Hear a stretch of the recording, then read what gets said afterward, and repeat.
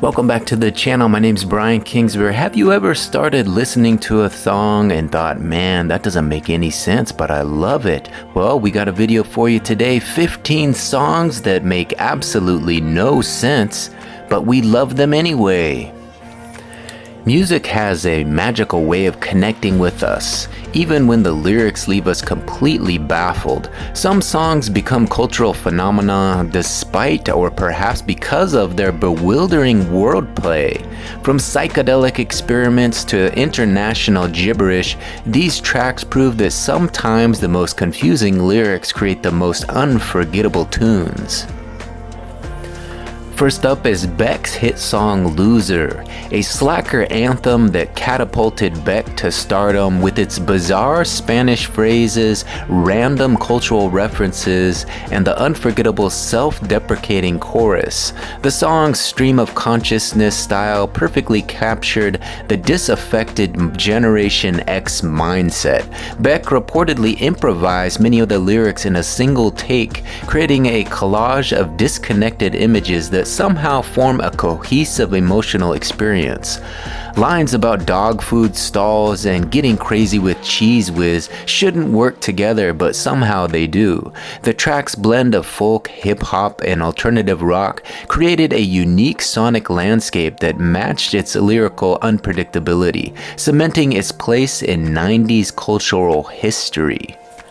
Up next on the list is Sting. Says here, Sting crafted this seemingly simplistic song as a clever commentary on how meaningless words can become powerful when set to music. The irony, it became massive hit precisely because of its catchy nonsensical chorus. Beyond the gibberish title, the verses contain surprisingly thoughtful reflections on communication and manipulation through language. Sting was actually making a sophisticated point about how politicians and marketers use simple, emotionally resonant phrases to sway public opinion. The contrast between the intellectual concept and the childlike chorus creates a fascinating tension that elevates what could have been a forgettable pop song into something more subversive. Of course, that song was Day Do Do Do Day Da Da Da, released in 1980. Hard to believe. At number 3 on today's list is this song. I'll let you guys pronounce that, but it's by Adriano Celentano, released in 1972. Italian artist Adriano Celentano created perhaps the most brilliantly nonsensical song ever recorded. Every single word is made up gibberish designed to sound like American English to non-English speakers. Celentano's experiment demonstrates how we connect with music beyond literal understanding. The track features convincing phonetic approximations of English sounds and cadences, complete with what seems like slang and colloquialism that don't actually exist. The song became a hit in Italy and later gained international cult status when discovered online. It's a fascinating audio illusion that tricks our pattern-seeking brains into almost understanding something completely meaningless. At number 4 on today's list is MacArthur Park by Richard Harris, released in 1968. The melodramatic ballad that left generations wondering what exactly does a cake left out in the rain symbolize. Actor Richard Harris delivered this Jimmy Webb-penned epic with theatrical intensity, making it puzzling metaphors even more pronounced. The song's elaborate orchestration and shifting time signatures match its lyrical extravagance. Beyond the famous cake imagery, we get references to striped pairs of pants, parks melting in the dark, and recipes that will never be found again. Despite or because of its baffling narrative, the song became a hit multiple times over decades. Donna Summer's disco version proved that even changing musical styles couldn't make these lyrics any more comprehensible. At number 5 on today's list is She Don't Use Jelly by the Flaming Lips, released in 1993. The Flaming Lips turned random weirdness into an art form with this alternative rock hit. The matter-of-fact descriptions of people using Vaseline on toast, magazines to blow their nose, and tangerines to color their hair created a parade of peculiar characters. Wayne Cohn's deadpan delivery makes this absurd scenarios sound almost normal. The song gained mainstream attention after appearing on MTV's Beavis and Butthead and a memorable performance on Beverly Hills 90210. What makes the track so special is how it celebrates eccentricity without judgment. The simple melody and straightforward structure contrast wonderfully with the bizarre lyrics, creating an oddly accessible ode to the weirdness hiding in everyday life. At number 6 on today's list is I Am the Walrus by the Beatles, released in 1967.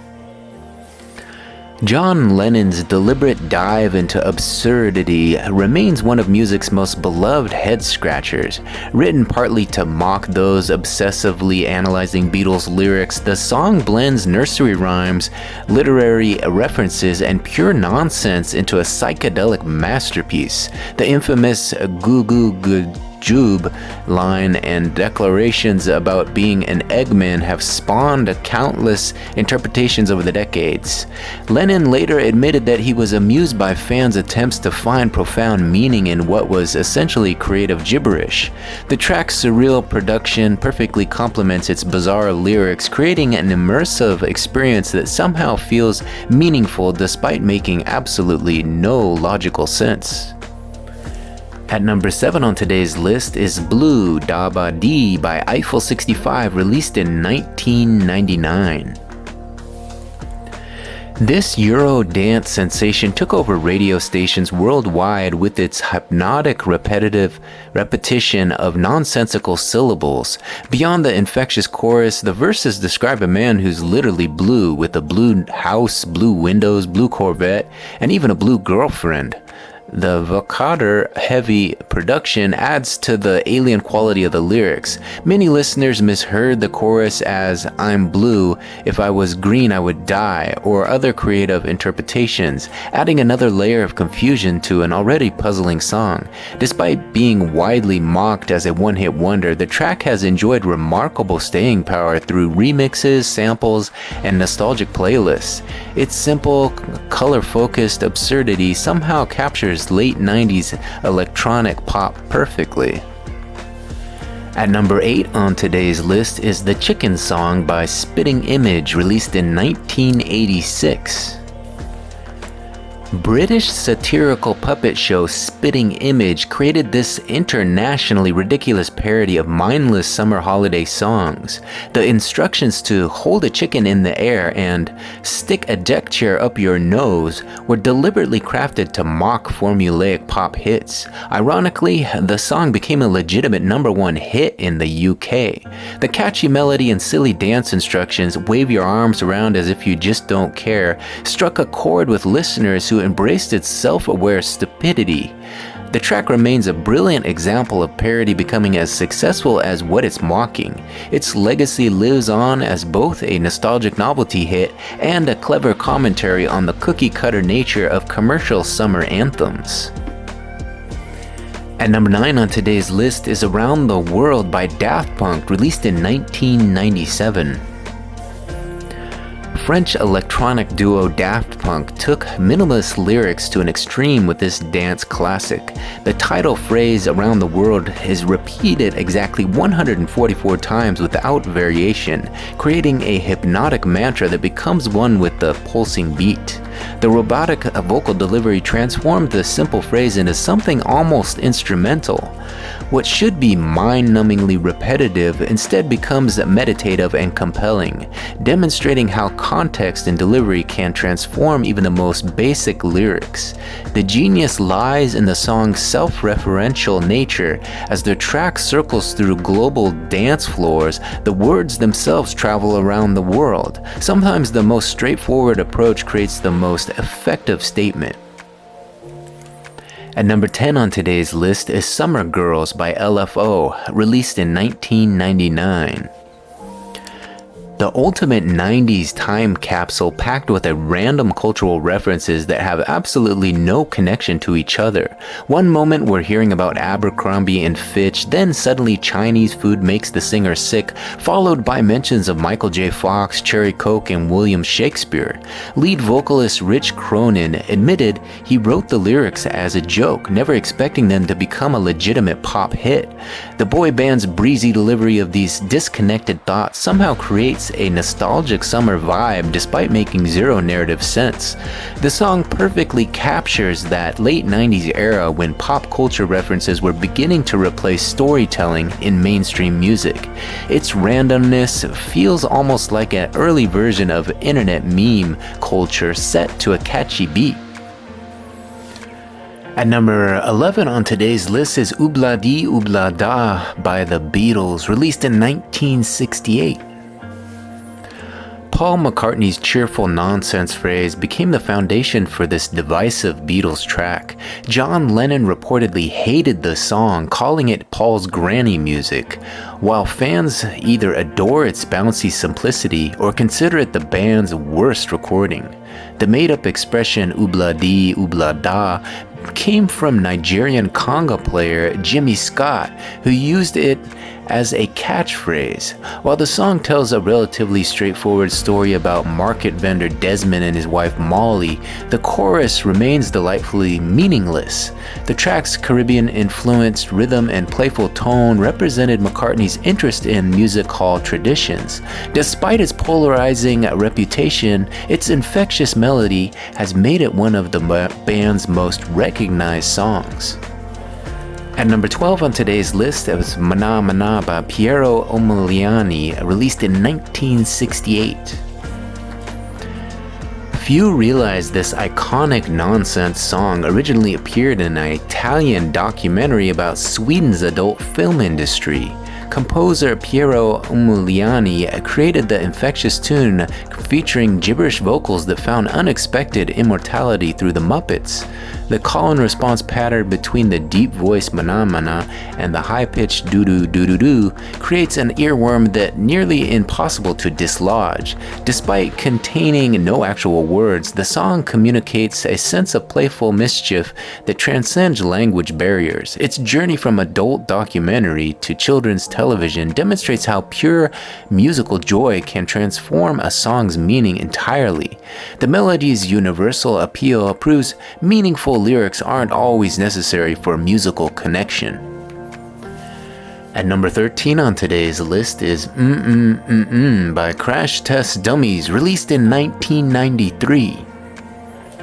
A song famous for having a chorus that consists entirely of humming, Brad Roberts' distinctive baritone voice turns these simple sounds into one of the most recognizable hooks of the 90s alternative rock scene. The verses tell three unconnected stories about children with unusual problems: a boy injured in a car crash, a girl with birthmarks she's embarrassed about, and a boy whose parents force him to go to church. Yet the song never provides any resolution or connects these narratives in any meaningful way. The mysterious humming chorus seems to suggest some profound connection between these stories, but that connection is never revealed. This deliberate ambiguity makes the song both frustrating and fascinating. At number 14 on today's list is Who Let the Dogs Out by the Baha Men, released in 2000.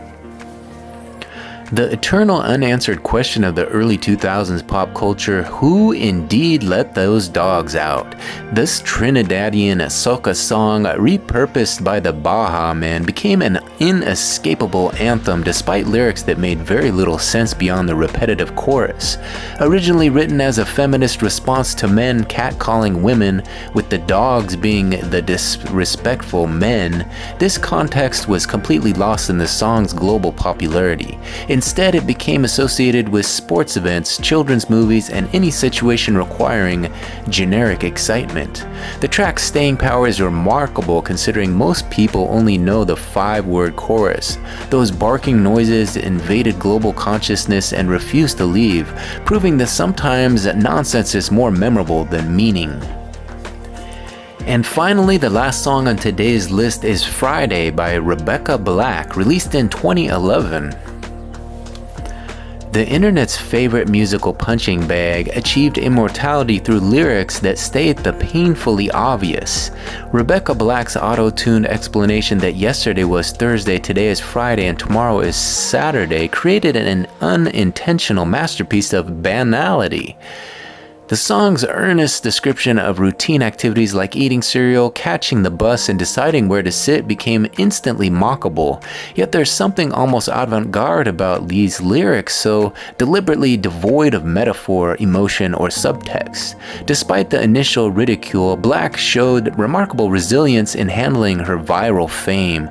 The song's evolution from laughingstock to iconic favorite demonstrates how internet culture can transform meaning through shared experiences of even the most nonsensical content. Alright, there you have it, 15 songs that make absolutely no sense, but we love them anyways. Get in that comment section and let me know which one of these 15 songs do you love. And if you guys love the way I narrated this video, give this video a like, hit that like button, and subscribe to the channel. There I am, 1.83 thousand subscribers. When you subscribe to the channel and ring that notification bell, you'll be notified every time a new video drops. Here's a look at the last 12 videos to go up to the channel, and there should be 2 popping up on your screen right now if you want to continue watching. Thank you for watching this one to the very end. I'm Brian Kingsbury. We'll talk to you on the next one. Bye.